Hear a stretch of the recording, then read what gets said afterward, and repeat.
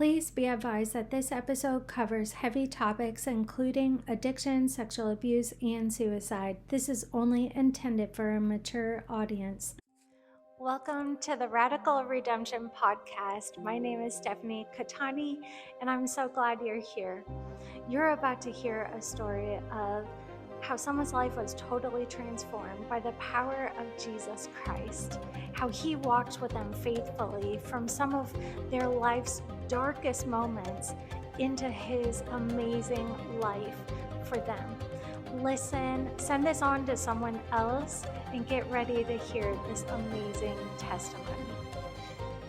Well, welcome to the Radical Redemption Podcast. I am with Jess. I'm so excited to have you here.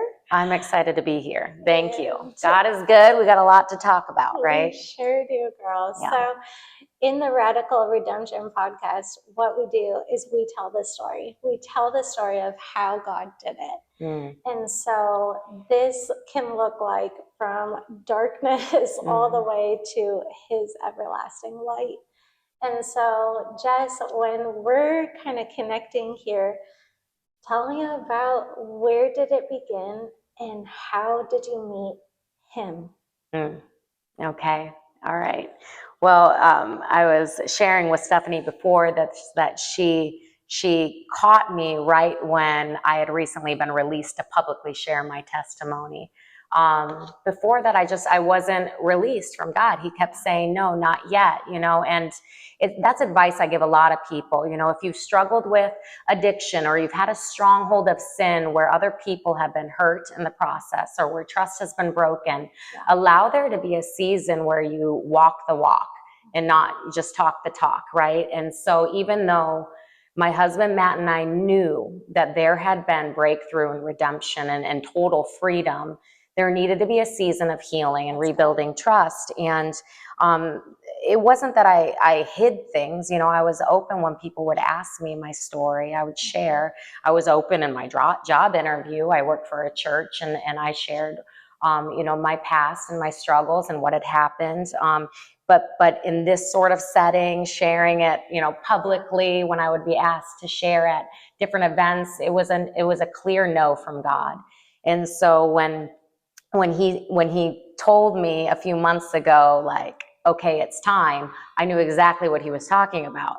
And so I took it to my husband, Matt, because I kind of knew that the floodgates would then open, because there's so many people hurting and who need hope, and testimony is an incredibly strong way to breathe faith and hope into people, right? And so we were talking about the word testimony, and in Hebrew it's aduth, and it means to witness about God's power and authority, with connotations of like believing it will happen again for the hearer. Like the same way he redeemed me and pulled me up out of the pit, I expect him to do the same for the listeners here. And so I'm excited to share this, but I want to say that I'm not sharing it flippantly. It is it's a hard story, and before it got good, it was very, very bad. And people were hurt in the process, but even God allowed redemption to take place there through reconciliation and humility. So you just want me to go right into it, right? Let's go, friend. Okay. Let's go. Okay. Well, so let me say my childhood was very good. I have parents who love each other very much. I'm one of 4 girls, and they were incredibly good parents. I say that because a lot of people that I work with in addiction had some sort of trauma and hard childhood, right?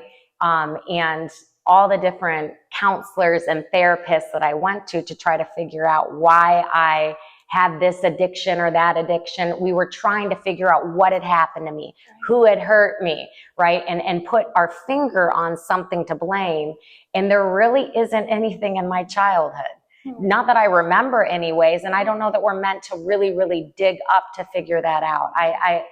So I like bringing that up because, addictions, strongholds, they aren't really a respecter of persons, right? And they will plague anybody that has a sin nature, right? That's right. And so I was a very driven child, very passionate. When I got my mind fixated on something, I would like not let it go. So I guess I was sort of wired to maybe go and be addicted to different things.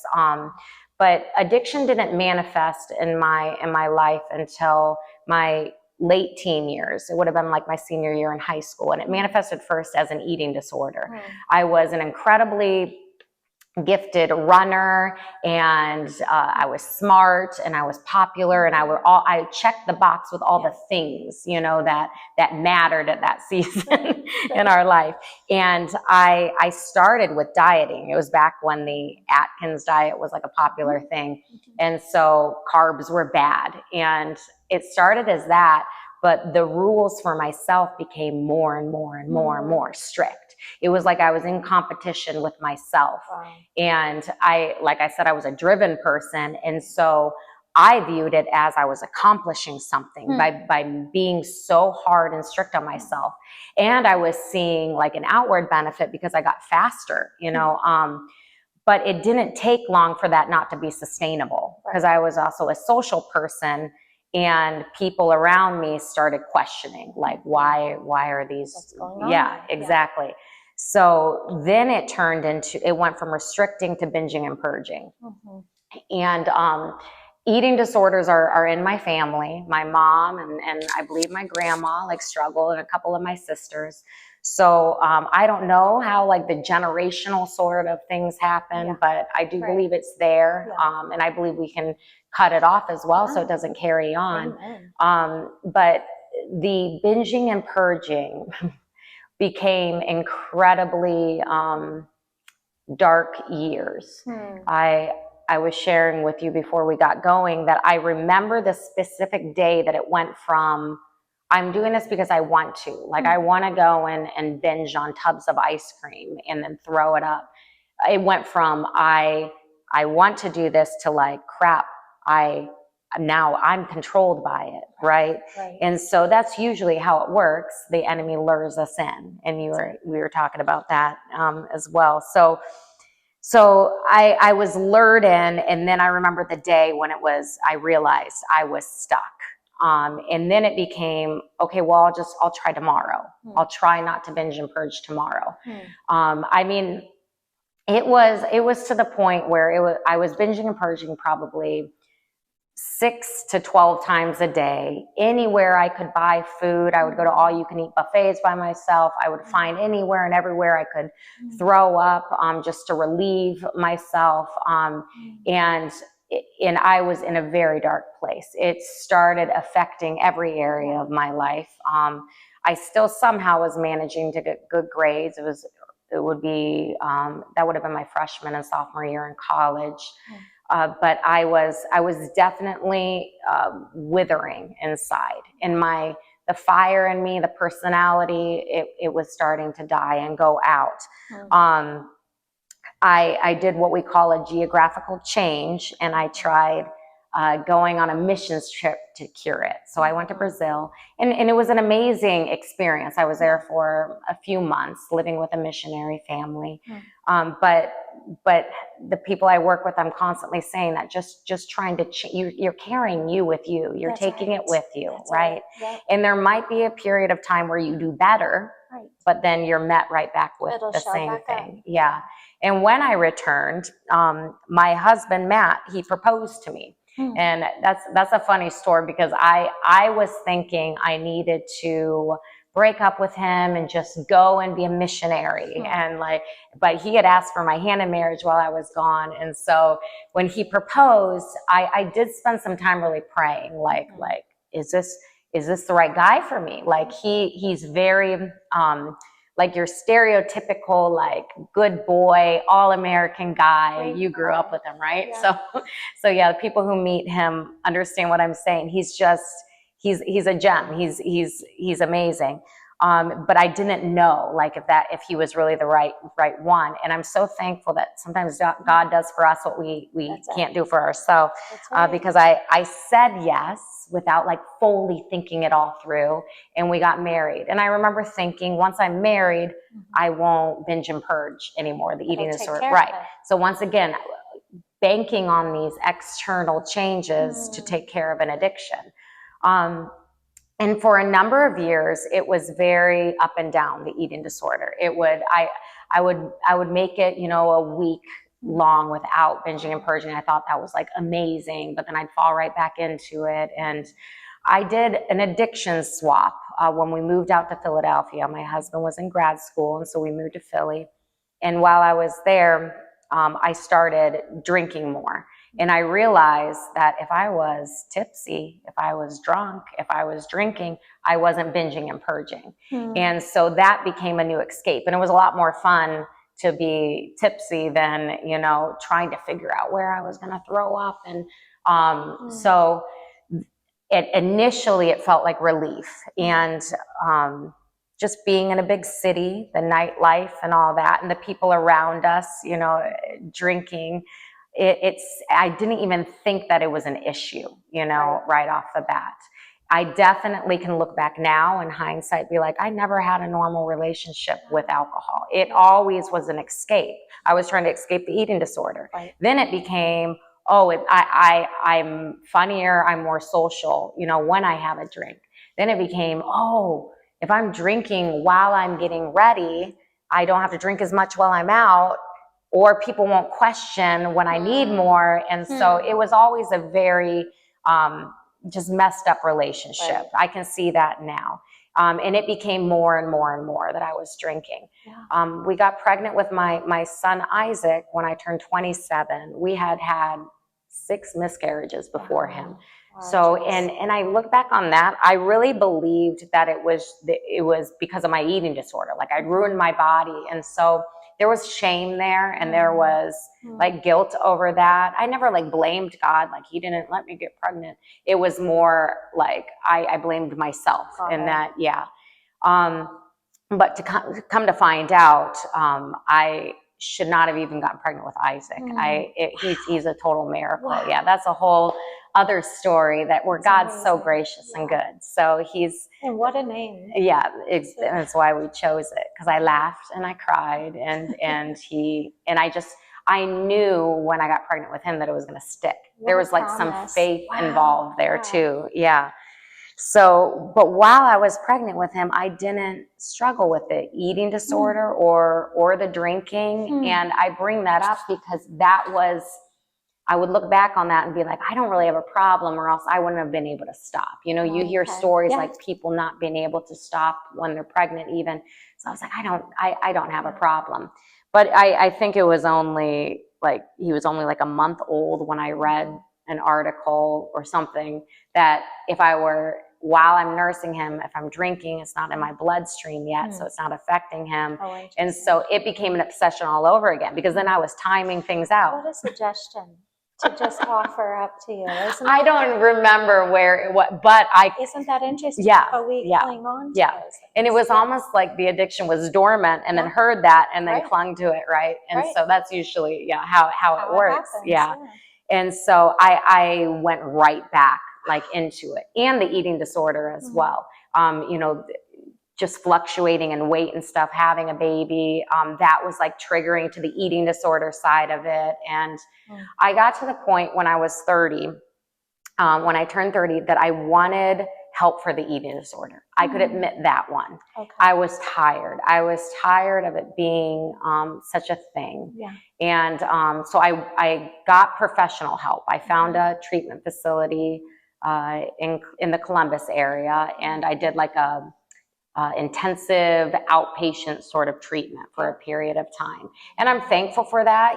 People who struggle with different addictions, food you have to have daily, right? And so I needed some practical advice and wisdom on what even a normal meal plan was, right? Like I had no idea what normal eating was anymore. It was so skewed. Right. At that point. It was either totally restricting or I'm binging and eating everything. So I needed that for there to be, but I thought that would be it, that's all I need, right? Behavior modification, just show me what a normal meal plan is, and then I will be good to go, right? Yeah. And that's not the case at all, right? There is no heart change, no mind change, and so I'm thankful for that period of time, but that's not when the freedom came at all. Not one bit. And I remember when I went under their care, they had me sign something saying that I would not drink alcohol, consume alcohol while under their care. And I remember thinking, oh, this is unrelated. Why are they asking me to do this? Yeah. Okay. And so they knew something, that usually if you have one addiction, you have more than one, right? And so I signed it without any, I did not plan on following it one bit. And so I still was drinking during that period of time. I graduated out of that program. I forget exactly how. There still was the lying and the manipulation that goes along. And the reason why there's so much lying and manipulating with addiction is because of the shame involved, right? Like I was having someone watch my son, and I'm going to this treatment facility. I better be getting better, right? And so when I binged and purged and I wasn't getting better, I felt like I needed to say I was and lie. And so yeah, humility and honesty are like the number one ingredients to overcoming addiction. But what shame does is hides and puffs us up, because we have to self-protect. Right. And so, yeah, I can totally see that goes hand in hand. Yeah. And so you get through that treatment program, you graduate, and you're like, I know that didn't actually stick. And it was the shame that kicked in, do you think? Is that one of the like fuel or drivers that kicked into gear a different level? Maybe? Yes, it's shame and pride. Because it's pride, because you don't want to, and I was believing the lies. People are sick of this. They're over it. Come on, and the belief that tomorrow I'll get it. The way that people will chase that, like to insanity, to overdosing and to dying, like tomorrow will be different. That lie is something we chase, Do you know, I think that's a really powerful thing to kind of sit on here for a minute, because so many of us say that we'll do it better. We'll figure it out tomorrow. Well, and exactly what you're saying is it doesn't allow for honesty. It doesn't allow for surrender or help even. Right. Because that gives us this false sense of control, that I've got it, that it's going to be okay, that all these things. And it's like, okay, that's even a ploy, I think, of the enemy. So I think that's a really profound thing to note. Yeah. I mean, it goes back to us thinking that we can strive and we can, and those are good things. We applaud those things in people, to be able to wield self-control, pull ourselves up by our bootstraps, and like all that sort of like talk, like I was believing that. And in most areas of my life, I could do that. I was very like high functioning and but I could see like this I didn't have a hold on it, but I could try again tomorrow. I could try again tomorrow. And so, it definitely was shame, and it was pride. And then in the midst of that, once again, I wasn't supposed to be drinking, right? So everything sort of came to a head. When a friend group of ours was going to leave children with grandparents and go on an all-inclusive vacation. And I was still seeing an outpatient therapist, and she knows I'm going on this trip. And so she says, well, Jessica, there's going to be all you can eat buffets and all you can drink booze, and you're not supposed to do either of those. And so you need to come up with a plan. And so she asked that I bring in the women that were going to be going on the trip. And so this is where another part of addiction, people that are close to you and that love you, they want to help. Right. And we want help. We want help until we don't want help. Right. We want the accountability until the addiction wants its way. Then you will say and do anything to get them off your back. Come on. And so this is right on. This is exactly what happened. They come into my therapist's office and we come up with a game plan, and I'm all gung-ho about it. Like, yeah, this is going to be great. And I'm close with these women. They're going to help me. And now we have a plan. And this was the first time they were hearing that I wasn't supposed to drink. And they're like, because I mean, I was a pro at I thought everybody wanted to drink and get drunk, and that I needed to be their permission. So I would host parties and make the strongest sangria. And people would say, oh my goodness, Jessica's sangria is so strong. Or my husband and I did something called Beer Advent. Yeah. Which was every day leading up to Christmas. We had a group of people, 24 people all together. You get a case of beer, and everybody would get one of each kind of beer leading up. And we even had a blog where you taste it. But my reason for that was not normal. Like, it wasn't that I would smell it and get the notes of honey. It wasn't hospitality. No, there was all this underlining motive that if you guys are drinking, I'm allowed to. If I'm the only one drinking, you're looking at me, right? And you're going to say something about, once again, this is all hindsight. Absolutely. In the moments you are justifying and normalizing everything. That's right. And my dear husband is the most trusting, forgiving person, gracious person. And so all of this, I would talk him into all of this, And so we were a very toxic combination for the first, 15 years of our marriage. Well, 12 years of our marriage. And so anyways, this friend group, this was a surprise to them that I was not supposed to have been drinking. It must have been shocking if they're used to the beer advent. Yeah. Right. And Jess and her, So they didn't wrap me out right then and there in front of the therapist, but they said, are you going to be able to not drink on this trip? And I said, yes, of course. I don't know. I think I made it 12 hours into our trip at Mexico, and then I'm drinking. And one friend in particular really wanted to take her job seriously of keeping me accountable. Sure. But then once again, she then became the addiction's worst enemy, right? I'm going to get her off my back, like she's being a stick in the mud. Right. And so the things that we will say in addiction, do in addiction to try to get people off of our backs. I burned bridges on that trip, terribly. I really, really hurt those people, and then also embarrassed my husband, right? Because these are his closest friends as well. And when I got home from that trip, and I left a voicemail to my therapist telling her I was drunk. And so she fired me when I got home. Sure. I didn't know a therapist can fire you. Turns out. And I was like, what on earth? Yeah. I thought I hired you. No, she said I wasn't subordinate or something like that. Yeah. And this was a moment I look back and I could have said, wow, okay, I have a problem. I'm the problem. Right. But instead, I dug my heels in the ground and I decided they were all the problem. Right. How could a therapist even think it was reasonable to have me go on a trip, an all-inclusive, and not be drinking? Why do these girls care so much? So it switched to a victim space. Yeah. Then. This counselor did this to me. Mm-hmm. Oh yeah. That's gaslighting, right? Great. Right. We're in the wrong. I will figure out why they're in the wrong.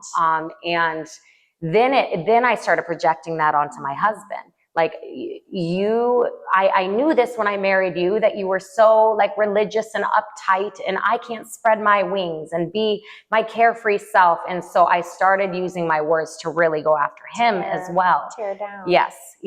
And that caused this wedge between him and I that would last a number of years.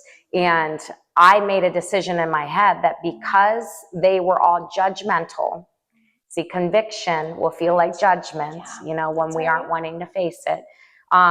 Because they were all judgmental, I was going to find friends who would accept me, right?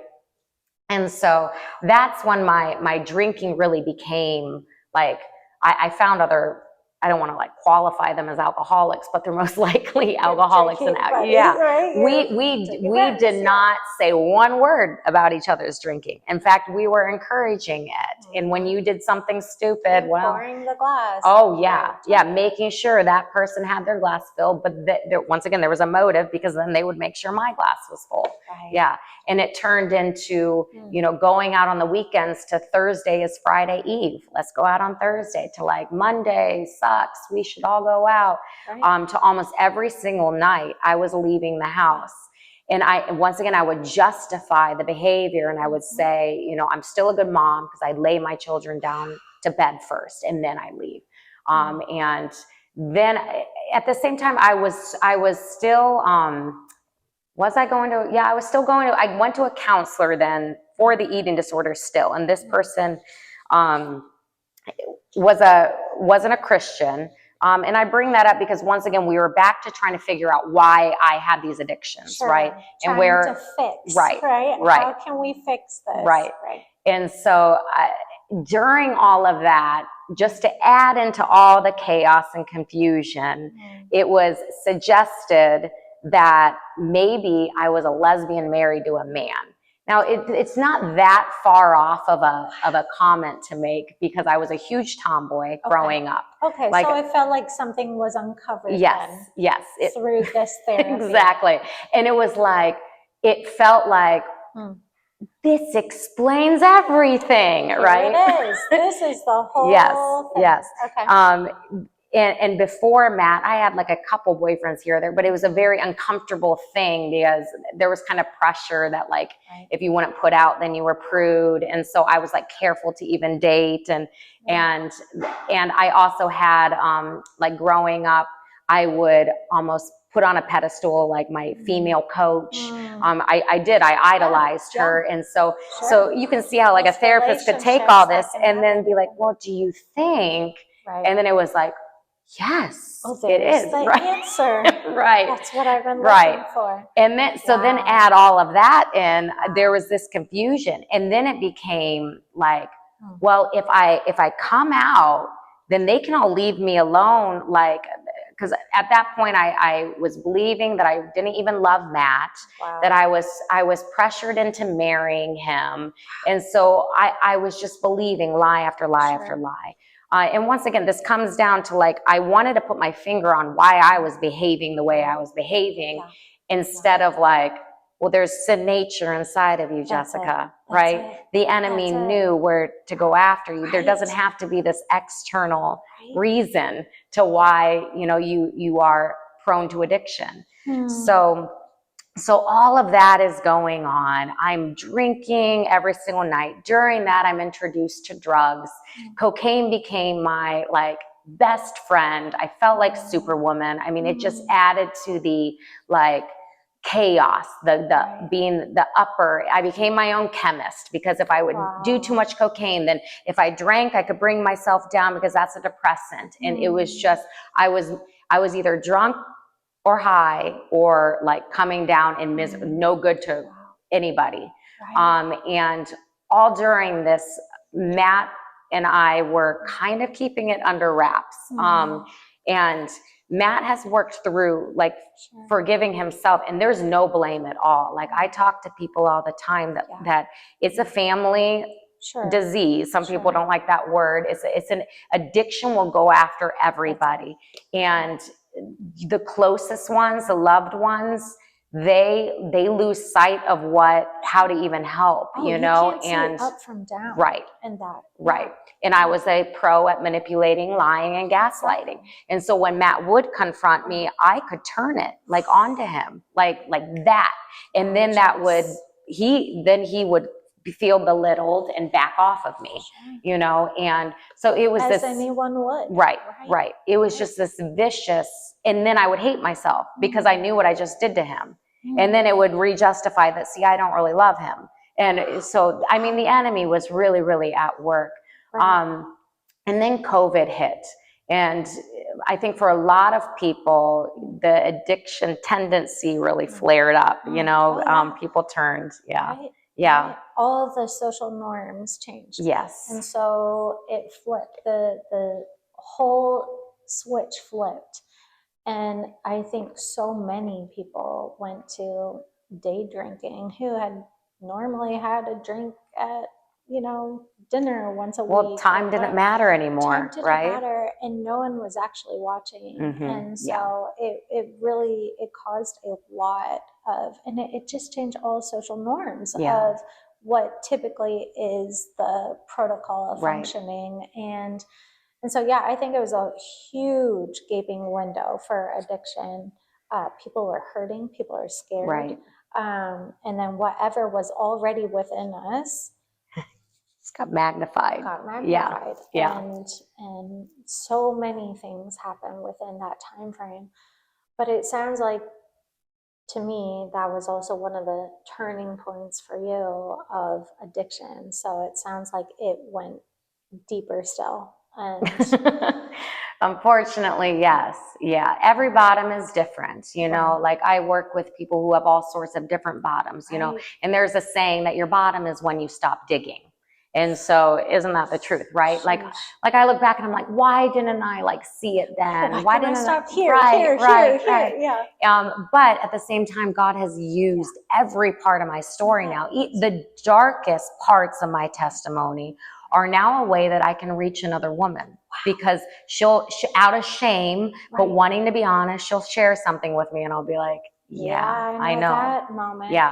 And so, and I love it because God's so good that people will look at me and be like, I would have never guessed. And I'm like, that's just because of Jesus, he can totally turn everything around. And I think that is kind of the point where we're at, where it's like, okay, Jess, how did he do it? Yeah.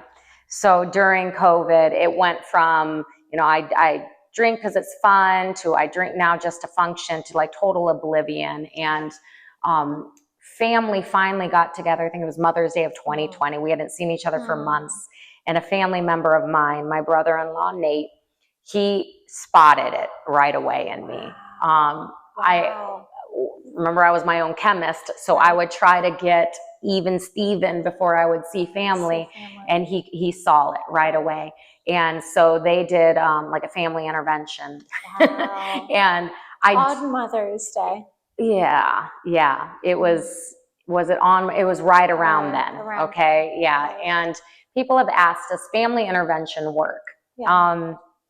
And I would say yes, because it's very, very hard for the individual to justify to their entire family and loved ones what they're doing. I was hearing from every single person, you have to go get help.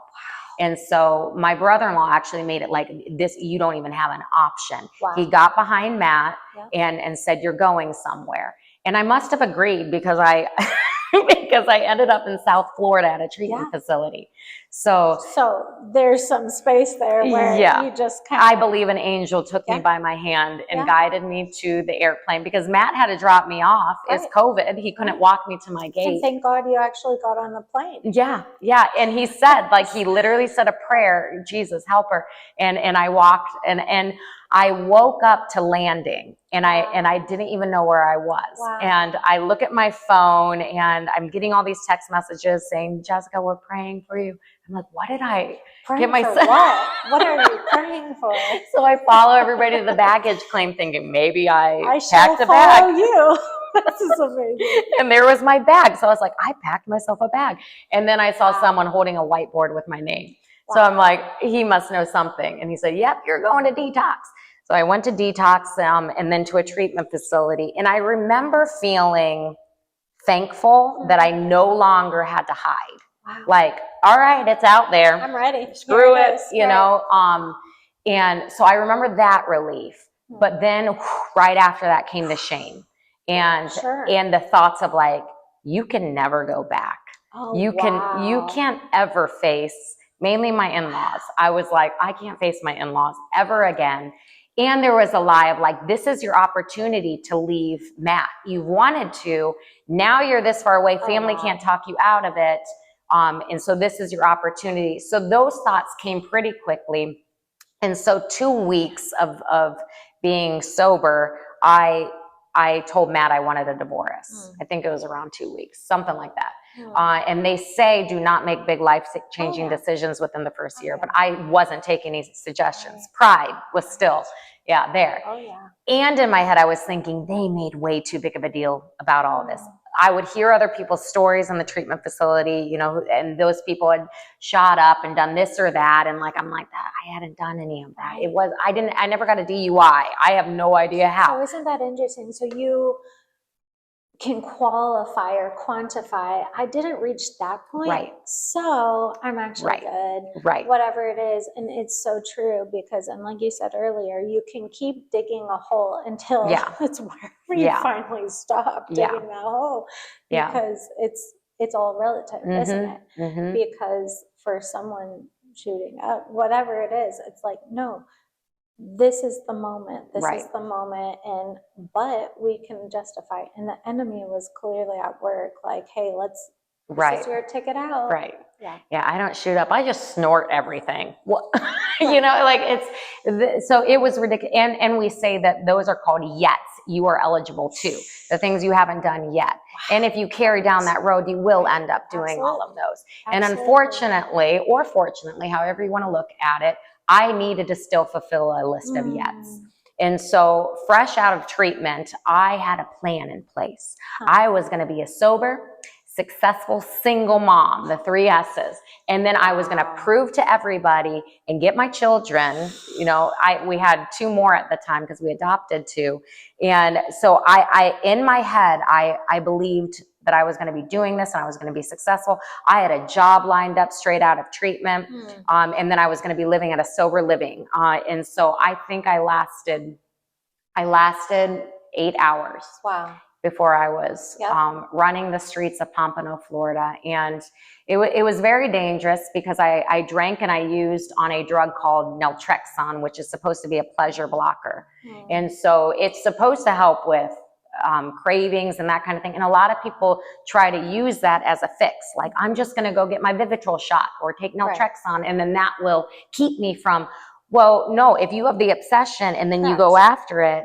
I remember thinking God was like punishing me because I was not feeling the effects of what I was doing. So I drank and I used myself into total oblivion. Like, there's just, God has healed me so much of like that season, because I'll get glimpses of like what had happened during that.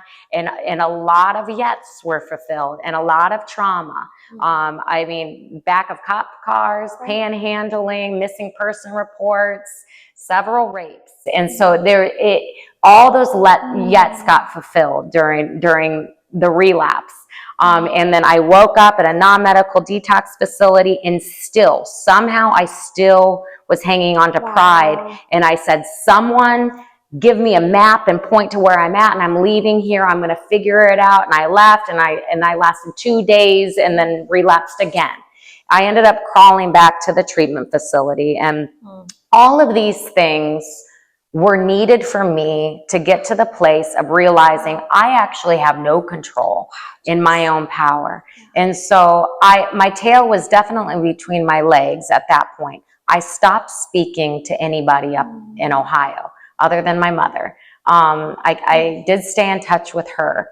And then I found a sober living that was willing to take me. None of them would take me in that area because I got pinned as a chronic relapser. And it's just a threat to other women then, you know, if you take somebody like that into your house. So we found one that was more north, an hour north. And I'm really thankful for that experience, that stepping stone of a solid sober living, because they had requirements in place, but there still was a new level of freedom than like treatment. It wasn't such a bubble, right? And that's when I really started to humble myself and start taking suggestions. And I strongly suggest to people who have family members, loved ones in addiction, the best thing you can do for them is set a boundary and send them somewhere where other people are dealing with them. Like people who understand how addiction works. And then you just pray your butt off for them. and be expectant that God is going to work in them, you know, and that my family did that, I think, not really knowing that that was the right route to go. So God was so gracious in this whole journey. I ended up relapsing after 6 months. And this was my final drink was January 21st, 2020. I'm sorry, January 23rd, 2021.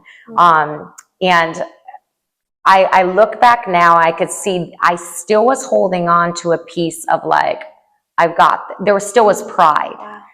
There still was, I'm going to prove. I've got this. There was shame, and so I was going to prove. And I ended up not using any of the tools they had taught me. You know, they say, play the tape through before you go and pick up a drink or a drug, play the tape through. Well, a lot of people's tape is broken. You know, when they get something in their head, they're just going to go after it. Then later they're kicking themselves. And so I ended up drinking as much as I possibly could, but doing something right. And I let a person know that I was drinking. I didn't want a repeat of what had happened with my other relapses. And so the sober living that I was at, they said, well, Jessica can come back to us if she finds a safe place to sober up. And that was unheard of. That was grace on their end. It really was. So do you think the grace there was that there was actual accountability of like, this time it's your turn, Jess. Will you choose that accountability? Yeah. Is that a part of what that was for you? And sometimes I'm like, I don't know if it was God's favor on me too, because I don't know why they allowed me back.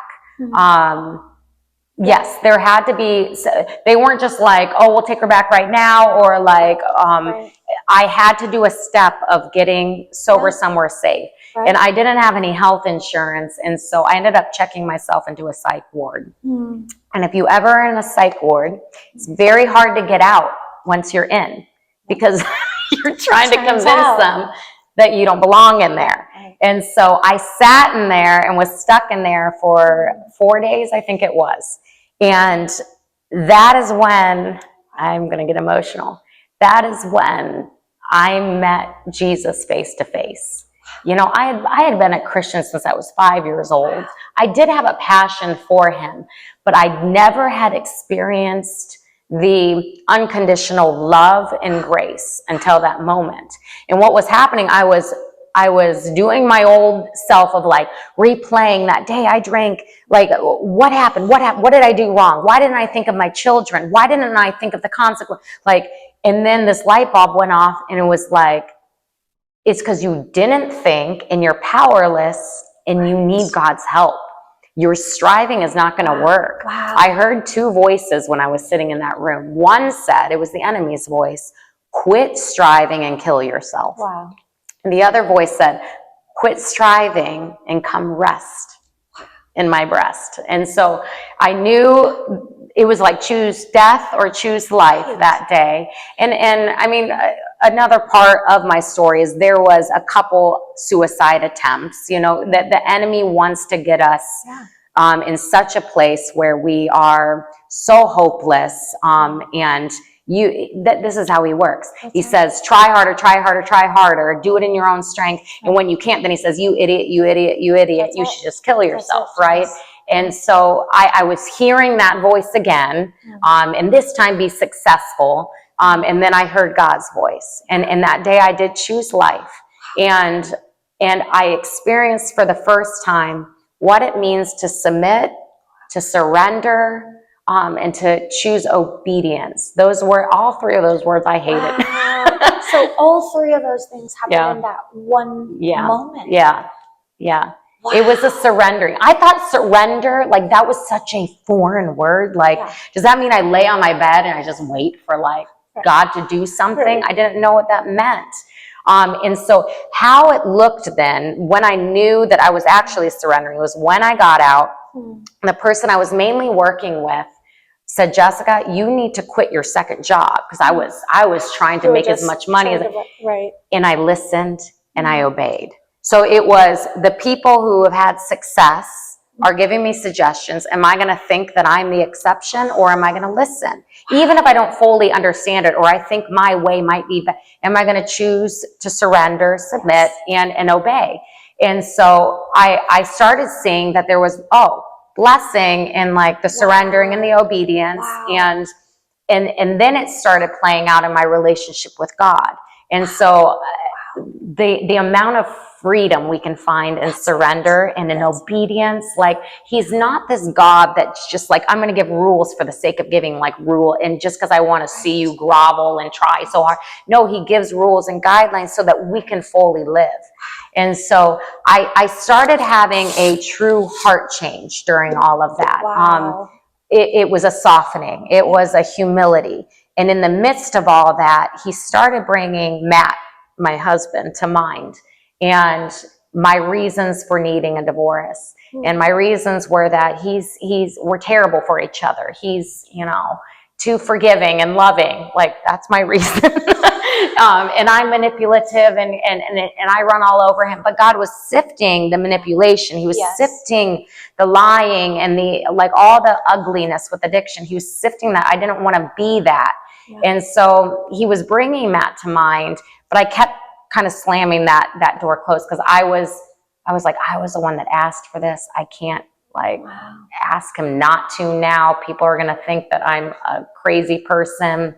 And the whole confusion with my sexuality thing, all of that got cleared up as well in the midst of all of this. See, I just have this belief that God can redeem all things. If you choose his way, desires get taken away that shouldn't be there, they burn away. It was all encompassing, the healing process for me. And so I didn't have to go to a therapist and weed out wait, what was that all about? And it was just kind of taken away from me. And it all was because of surrendering, submitting, and starting to obey. And so with Matthew, I was supposed to come back to Ohio and finalize the divorce. And he was going to go on a trip with his friends. And so I was going to spend some time in Ohio with my children. And when I got picked up from the airport from my sister, she had no idea that God had been kind of working on my heart. Wow. And that you had begun surrendering. She had no idea. What? I did not let family into that process one bit. There was still a level of I was fearful that maybe the change hadn't really occurred, so I didn't want to and so I was keeping it all very, very close and watching it transpire in my day to day. Anyway, I'm trying to keep small talk with her because I knew how she felt about me leaving Matt, us divorcing. I knew what she thought about all of it, and that she didn't approve. And so I'm she knows I'm headed to go finalize this divorce. Let's keep our conversation very lighthearted and surface level. And she all of a sudden interrupts and just says, Jessica, I can't. I have to speak what I feel like God is saying. And she started verbalizing everything that God was saying to me. When I'd be getting ready in the morning, I'd hear him and I'd be like, no. And I was still being defiant in that area.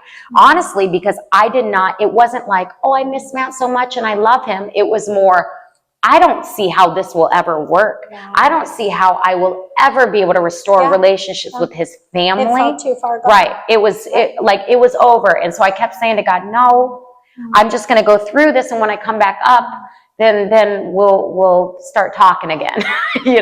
So I still was going to be disobedient and stubborn in that area because I couldn't see how it could possibly ever be good.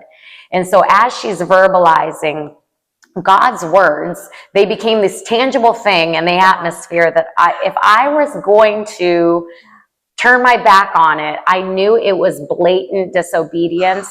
And I saw where blatant disobedience got me. And so it was a level of fear that is needed, a fear of God's just holiness. And apart from him, if I'm out from underneath of his hand, I'm going to end up in a psych ward. I'm going to end up in the back of a cop car. I'm going to end up dead. I'm going to end up, committing suicide. And so there's that's a holy fear. It was a holy fear. Yeah.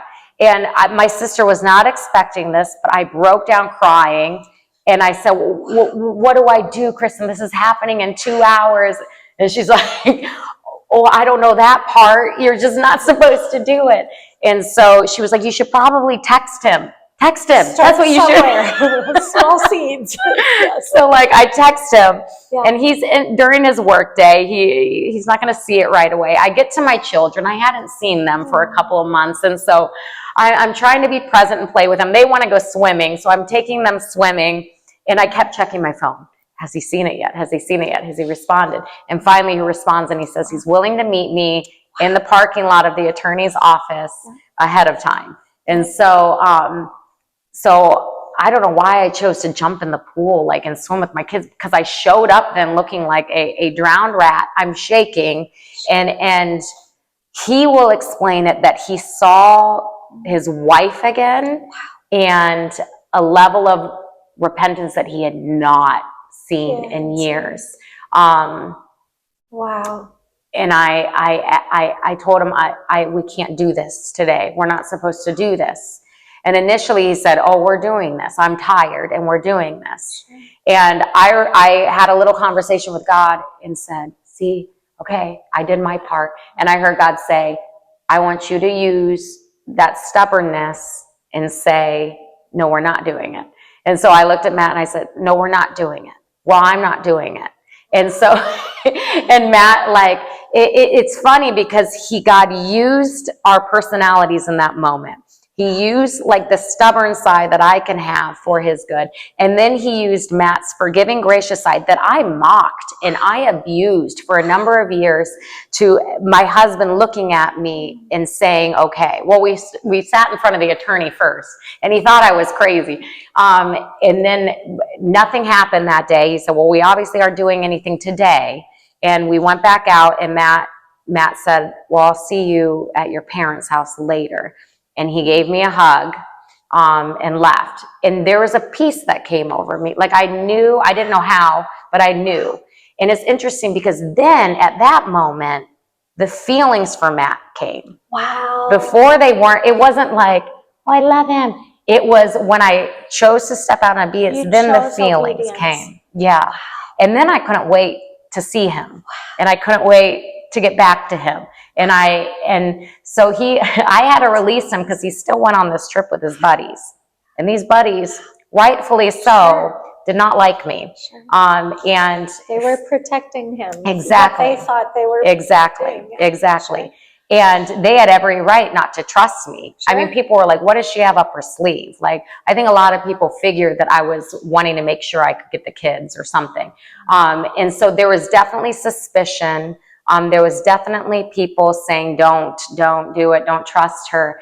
But this was very healing for Matt and I, because we almost pushed away all the voices, heard just from God, and then chose each other. Like, I want to say that's the first time in our whole marriage that we like chose, like truly. It wasn't people pleasing. It wasn't anything. It was like we knew we needed to do this.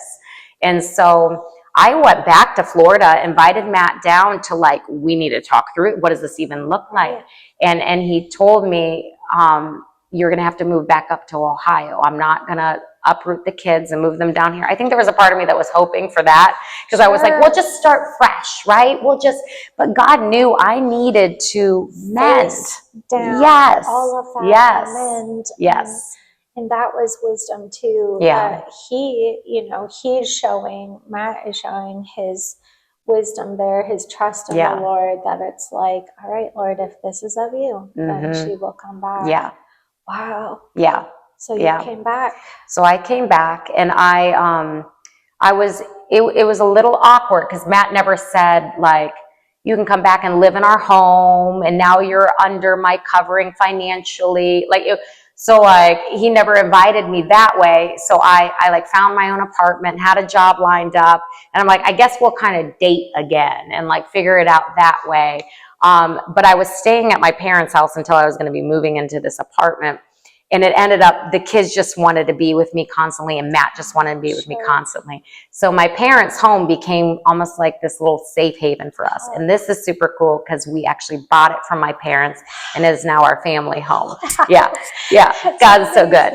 And in the midst of all of that, I was reaching out to individuals and asking them to meet one-on-one so that I could face them. And I think a lot of them expected that I would make some excuses or defend myself. And what I was taught was that you go and you face what you have done. You don't even bring up the things that they have done. Do not. And that meeting people one-on-one allowed for the trust to start. All relationships aren't the same today. And I don't know that they should be, because I don't know even what level they were at when I was drinking and addiction and that kind of thing. But one by one, I met with people, and it was the start then of reconciliation. But that took humility and then having thick skin, because if you think about it, I wasn't in communication with any of them the entire time I was in Florida. So this is the first time they are getting to let me know how they feel. and a lot of what was said, I had to work through with God already to forgive myself, because I knew what I had, it's like, I know this. And so not taking offense, like remembering how would I feel like if roles were switched, I probably would, tear into them too. And so it was, but God covered me in all that. I would wake up before everybody else and get on my face before him and just be like, keep me low. Like, this is the best place I can possibly be, is just low. And then when I was in that position and I would face people, kind of everything that was said just kind of went over, because I knew where the hurt was coming from with each one of them. He gave you a grace. Yeah. Well, and what's so powerful too is you didn't go to that meeting demanding reconciliation. You didn't know if they'd forgive you. What you knew to do is obey him by saying, I need to face this. I need to own this. I need to humble myself. But what's so powerful is by you saying and submitting to that he actually gave you what you needed to sustain that fire. That's a refiner's fire. That is, talk about humility, talk about, the beauty of what he gave to you, that you were able to sustain that. And I'm sure you had all sorts of responses, but it sure sounds like that was a pivotal part of the healing process, the going through process. And I'm sure it was quite a journey with your marriage, and yet, wow. I know. Look at God. And a lot of people like hearing the radical repentance sort of story, and the Sauls to Pauls. And what I like to point out is that my husband's divine forgiveness paved the way for the rest of the people to forgive me. They kind of were put in a position then that they had to make a decision. My husband choosing to embrace and pull me in, it did a number of things. It's Ephesians 5. It talks about husbands loving your wives like Christ loves the church, washing her with the word. Not once did Matt bring up what I had done, and he not once has held it over my head. I don't understand. It's amazing. He never once demonized me to the children or villainized me to the children. What that allowed was for them to heal and start forgiving mom, right? Then what that did was put his side of the family and friends and different people in a position that they now had to make a decision themselves, right? If he would have said, nope, not going to, they could have just stayed in that camp of, we're backing you up, Matt. Now they each had to face it. And I like saying this, forgiveness, we are not entitled to hold on to unforgiveness. We aren't. Forgiveness is supposed to be freely given, but trust has to be rebuilt, or sometimes never given again. And that was the thing I had to release, because I didn't know if I was going to get it back. But in a majority of the relationships, I have it way more than I ever did before. There's just God, way better. He restores and he redeems better than before. It's true. And yes, I had to be okay with the individuals that didn't want to meet for a period of time. There needed to be a walking out. Like, what is she up to? Like, so I had to be okay with that. I was kind of a hobbit for a period of time. I also was, while I was meeting with people one-on-one, I was going to our home on Carpenter where we lived. Because remember, I was staying at my parents' house at the time with my kids and with Matt. And I was purging that house. Because I like making the joke, I can't leave Matt home alone with the kids an hour, let alone a year and a half. I was away 15 months. And so I'm just purging all, like, the house, cleaning it up. I even rented a dumpster and I'm just purging it. And all the like paraphernalia of like alcohol and drug stuff that he had no idea, right? And so I'm dumping things. So I'm externally doing stuff that I knew was happening in my heart as I met with people face to face. And when I would have a hard encounter, God would then give me another one where people are just, they would embrace me and thank God for the redemption and that sort of. So he allowed there to be like waves in it as well. But yes, I like pointing out my husband's forgiveness, because we don't talk about that part enough. Our marriage, not only working, but now being something I would never even dream of. It's the ingredients of radical repentance and divine forgiveness. And when one doesn't give one of those things, it's not going to work, right? And it's very unheard of for people who've had such addiction and been like a tornado in their homes and families for the marriage to work and to last. Matt had biblical grounds technically to leave me, right? And so, and he could have defamed me and all of those things, and yet he chose grace. He chose the greater thing, the heavenly thing that I believe has catapulted our healing. And even myself, the position I have in our church and the people I work with and helping others, I don't know how much of this would be possible without his role in all of it, right? So forgiveness is, man, it is so connected to so much. It's the reason why when Jesus would be physically healing someone, he would also forgive them. There's some sort of tie in the spiritual realm. It's like, I like pointing out to people who love that passage of like, if you just say to the mountain, move, then it will move. And then Jesus says, and while you stand there, pointing to that mountain, telling it to move, if you have anything against anybody, forgive them. So there's some sort of tie between mountains in our lives moving and forgiveness. What? I don't fully know it, but people are sick over holding on to unforgiveness. There's such power there.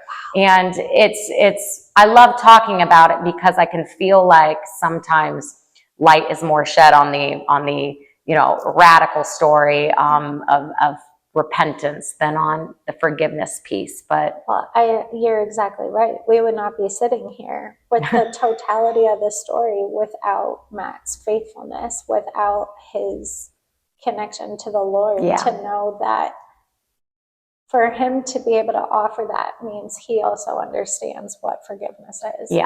And unless we understand the weight of our sin, of what we have been forgiven of, how can we forgive anyone else? And so the fact that he is doing that, and therefore many souls are coming to the Lord, and it's such a representation of who Christ is. If I think of Christ, he's getting his bride ready, right? But he knows his bride needs a minute of refining and purifying ourselves, but he is a faithful groom, and he is so ready to be reunited with us. But that's why he laid down his life. And if he had not laid down his life, there is no hope for any of us.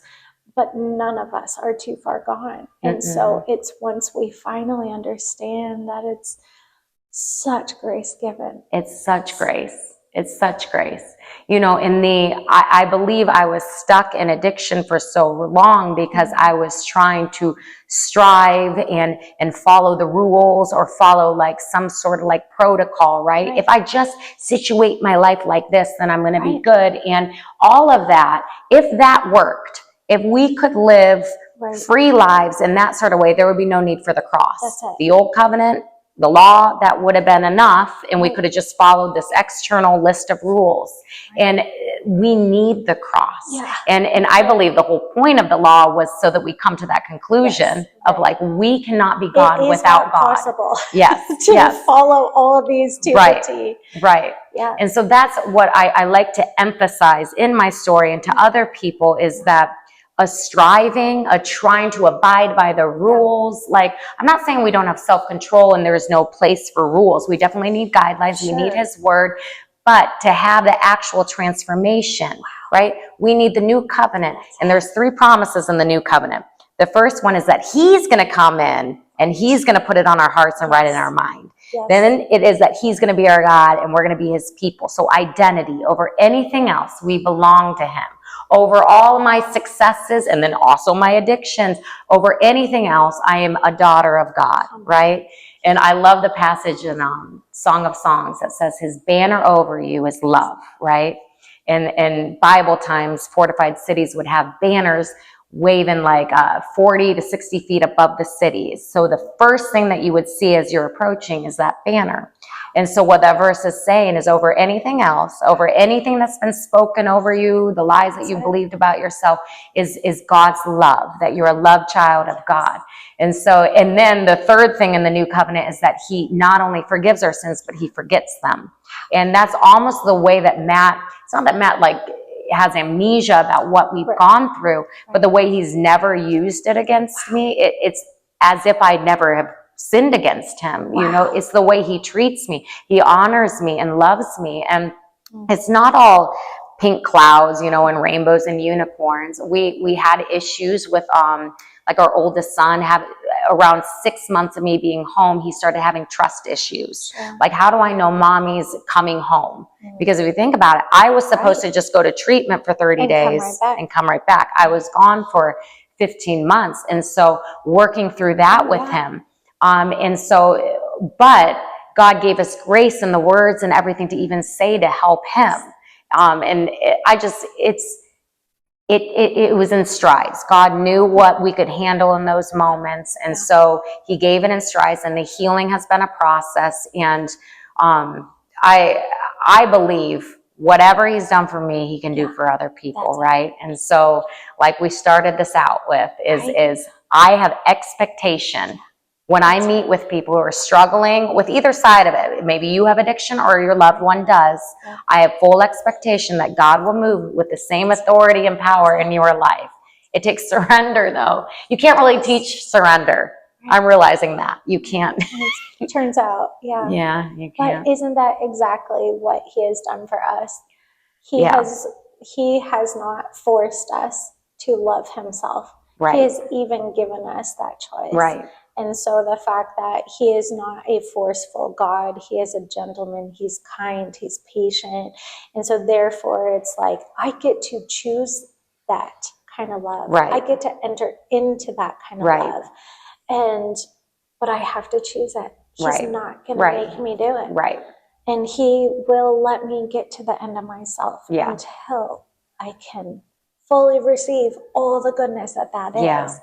And the places of identity, you know, starting out as a daughter of God now, that daughter of God, of the Most High God, of the King of Kings, you are a daughter.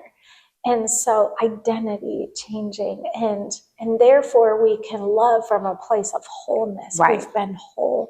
And I love how it even says, like, from the east is to the west, he forgets our sins. And even God himself, the blood speaks a better word. Jesus' total sacrifice speaks a better word, that it even erases these things.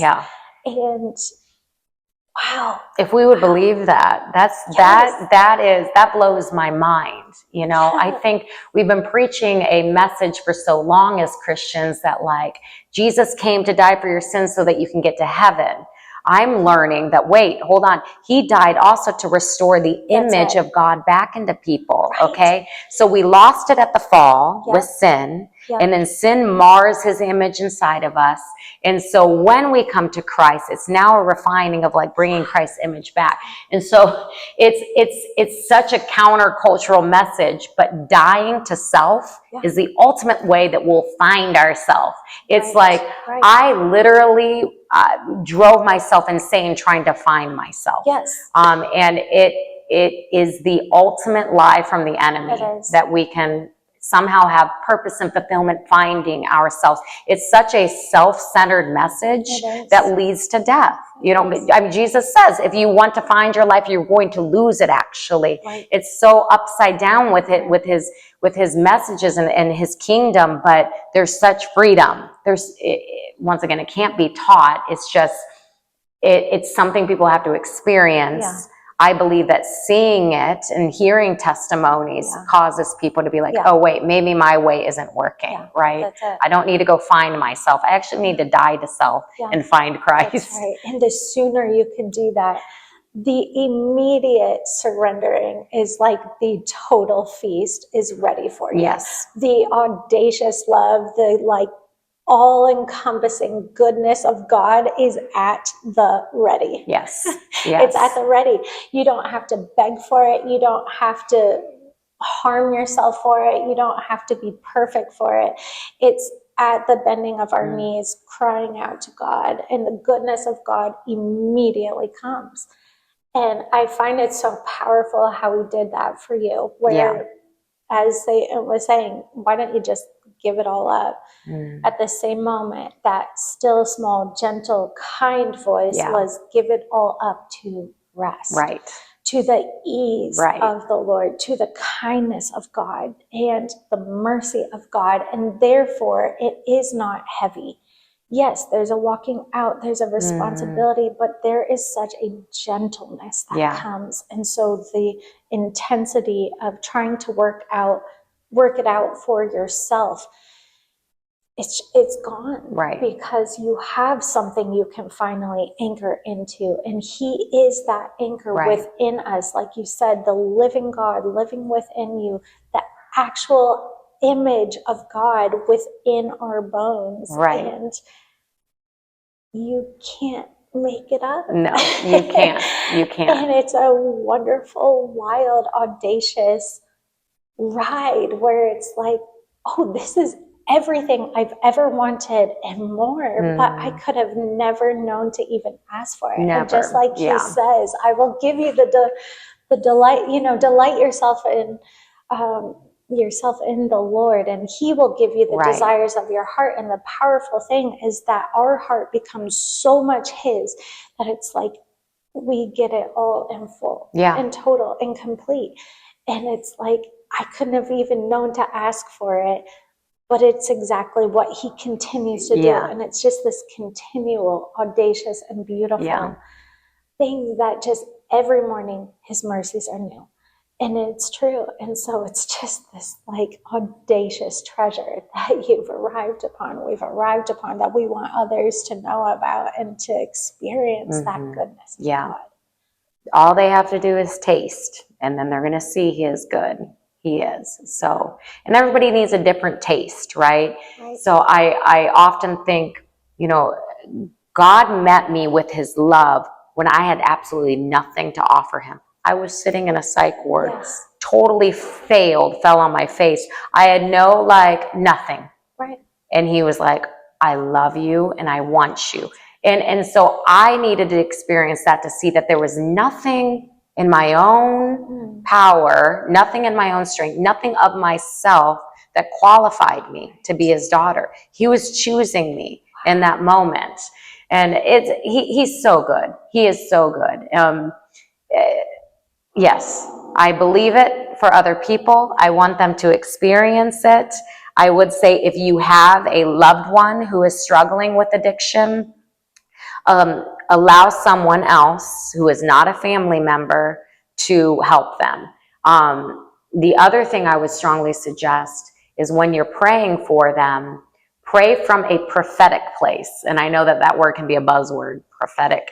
All that means is that you are coming into agreement with God's purpose for someone. Yeah. And so I know that that is what sustained my mom and kept her faith alive for me, was that she knew the calling on my life.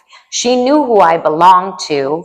And so that's what she would pray and believe for. Okay. It wasn't, I mean, I'm sure there were moments of fear and crying out to God. I know she had those, but it wasn't all the time like, oh Lord, please, please, please, please, just please. No, it was like, no, I know who she is in Christ, and the way she is living out is contrary. The enemy cannot have her. In fact, I feel led to share this. One of my suicide attempts, I was about to walk into traffic. I was there. I was done. And I was standing at the edge of a busy street.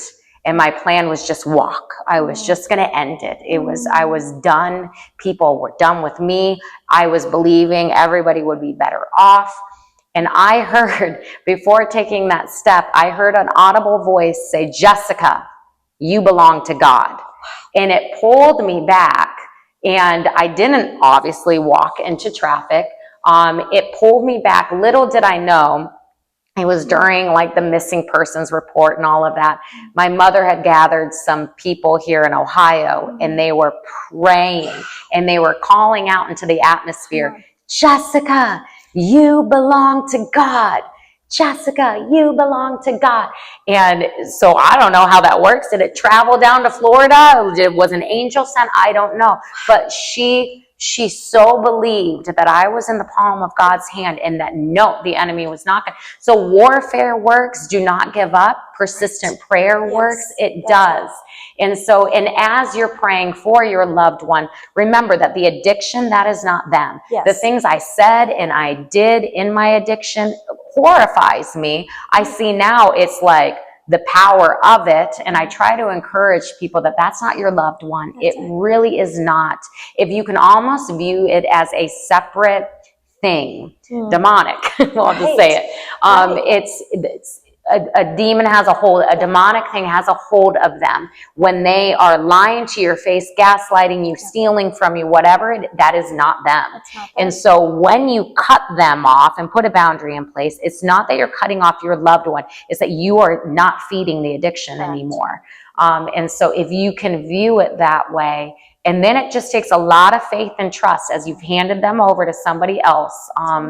So it's hard. I'm not saying it's easy. It's so hard. It is. But God is working and He's moving. It is a war for people's souls. And so I'm thankful that now not only has God redeemed my life and redeemed my marriage, but I'm very involved in helping other people get out of addiction. I love talking to families who have family members who are addicted. I love being the one that says, cut them off. You need to totally cut. Nope, don't give them nothing, because someone did that for me, and I'm thankful now. Oh, I hated them in the moment. Totally. I thought they were all, it was my older sister, Stephanie, went to my husband, Matt, was like, just cut her off, Matt. Don't give her anything. And I remember hating everybody in that moment, right? But it wasn't me that hated, it was the addiction. It knew it was getting like suffocated, right? And so I love helping families and being the one to like say that. Not that it's easy, it was agonizing. And my mom, I believe her prayers sustained me.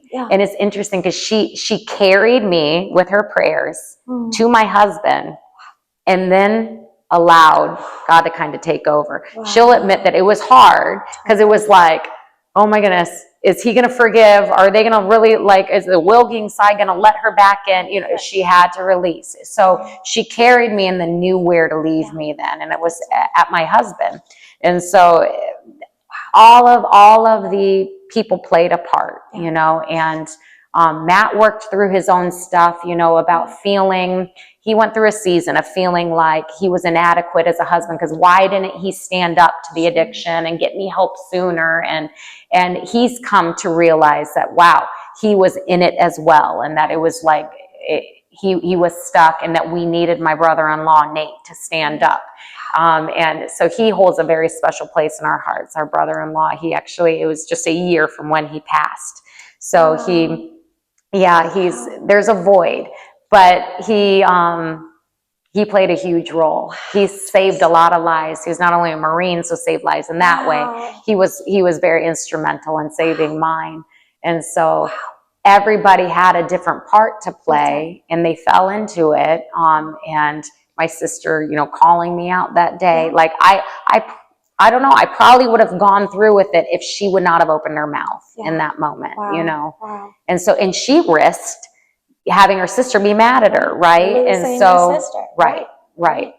So, yeah. I think I just hear such an orchestra of God. Yeah. Of it's the intercession. It's the time that he got a hold of your heart. It's the time that he got a hold of your sister's heart. It's a time and it's just this letting the Holy Spirit do what he's going to do and work in and through people to his ultimate glory. And it can be messy. Our God can handle a mess. Right. He hovered over chaos Amen. and made beauty. And that's what he continually does for us. And so all those ashes, all this beauty has come. And to honor Nate's life, that he had that wherewithal, that he had that wisdom, and your sisters as well, and your mom and her intercession. And so it's just, I hope, if nothing else, also so many nuggets of gold here, but if nothing else, that people here stay the course, pray it through, call them back. It is, the Lord loves partnering with his people to have his will come to earth as it is in heaven. Amen. And calling you back to life, and for you to say yes to it was, obviously we can't force anyone to do that, but that softening of the heart and your readiness. And so I just hear the kingdom come. Yes. And so many are coming to the Lord because of that, and the ministry that you and Matt have now. But ultimately it is for Jesus, for his glory. It is for the good Father. And I think that is such a piece of it, is knowing what a good Father he is. He never wanted any of that for you. And here he is giving you all the beauty that your heart has always longed for, that he's always deposited within you. And that starting with our God is good. And that our Jesus doesn't stop. Right. What he did, he sent the Holy Spirit to complete all of that. What he starts, he finishes. Yes. Yeah. And I believe it's just beginning. It's just as long as we stay at the feet of Jesus. I close my eyes and I picture myself face down, grabbing his ankles every morning. And as long as I stay there, I'm good. And stay low. Stay low. Yeah. Stay low. So. Well, Jess, I want to thank you. Yeah. This is holy ground for all of us. It is remarkable what our God has done. And like you said, this is just the beginning. The best is yet to come. And we will see him face to face very soon. He's so good. Yeah, you're welcome. Thank you.